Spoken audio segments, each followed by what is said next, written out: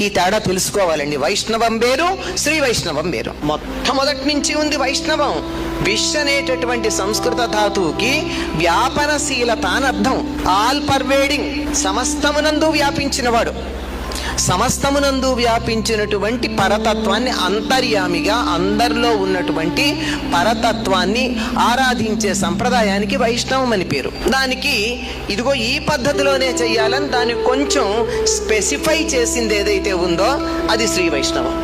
Specifications ఉన్నాయి దానికి, అంతే.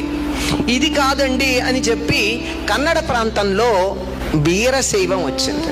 శైవంలో కూడా శివుడు సర్వాంతర్యామి, అవాంగ్మానస గోచరుడు. నిన్ననే కదా మనం శివరాత్రి చేసుకుని ఆయన గురించి బోల్డ్ మాటలు చెప్పుకున్నాం. ఆయనకి నామం లేదు, రూపం లేదు, పైగా ఆయన జడుడు అన్నారు. ఆయన జడుడేమిటండి?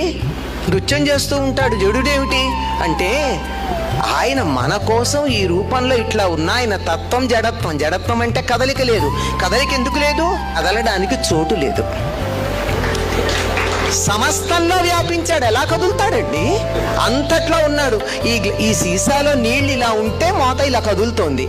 నిండుగా నీళ్లు పోసేసి మూత పెట్టి ఇలా అలాంటి కదులుతుందా? ఈ బ్రహ్మాండం అంతా వ్యాపించాడు. బ్రహ్మాండం అంతా వ్యాపించినటువంటి వాడు కదలడానికి చోట్లేదు కనుక అలా ఉన్నాడు. అవసరమైతే కదులుతాడు చైతన్య స్వరూపంగా. ఆ జడుడైనటువంటి దానికి ఉన్న అర్థం అది.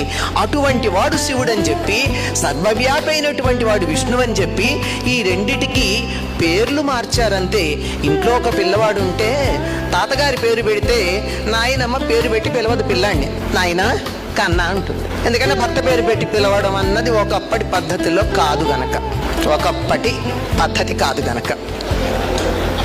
అందువల్ల నాన్న, కన్నా, చిన్న, బుజ్జి అని పిలుస్తుంది.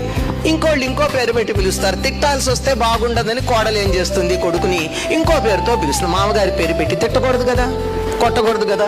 అందుకు ఇన్ని పేర్లతో పిలిచినా వాడు ఒకటే కదా. అట్లాగే ఇన్ని పేర్లతో ఉన్నా, ఇన్ని రూపాలతో ఉన్న ఒకే ఒక దైవం కదా.